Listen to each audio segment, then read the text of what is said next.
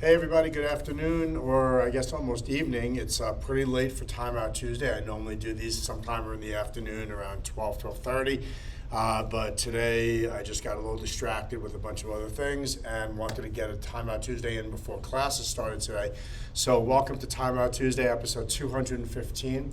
That's the 215th week that I've been coming to you live.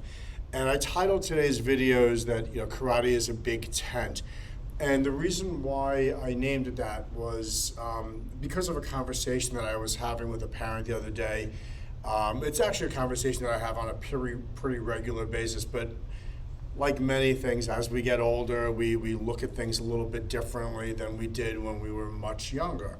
And what I mean by that is when I first started taking martial arts, I definitely viewed it as very structured, and in fact so structured that it was kind of a cookie cutter, that every person that was going to come in to do martial arts was going to learn the same things, become similarly qualified and similarly proficient as their peers, move up in ranks that were all standardized, derive all of the benefits from the martial arts, and eventually teach karate. That was sort of what my vision was coming up in rank.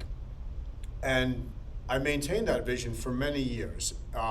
As people would come up and advance in rank, I assumed that, like myself, they would want to start teaching and that they would, the martial arts would become part of their blood, and it would be part of everything, part of what carves out their character, part of what carves out how fit they are, prepared for emergencies, and develop leadership skills, right?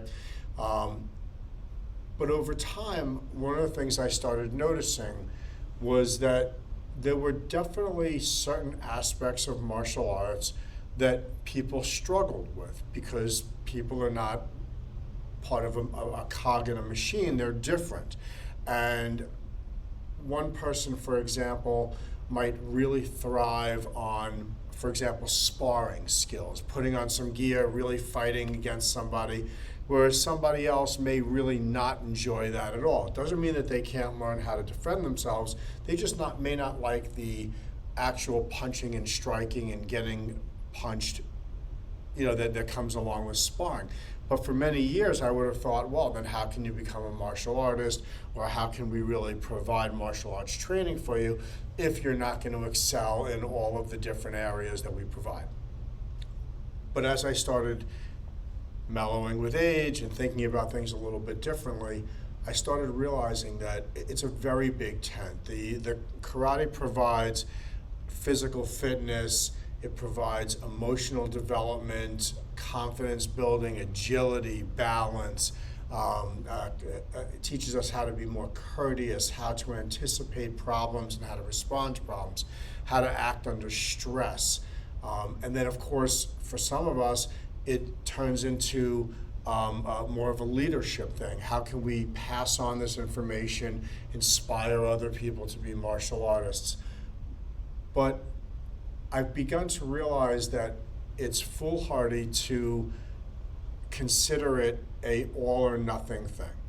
And that if people are able to derive many of the benefits of martial arts, but not all of them, well, isn't that great? And shouldn't we be thrilled to be able to provide that for them? And that is my current thought process, is that we want to provide whatever benefits we can provide. If we could help somebody learn how to defend themselves and be more confident in adversarial situations, but they never want to stand up and teach a class, that's great. That's fine. That should not be a problem.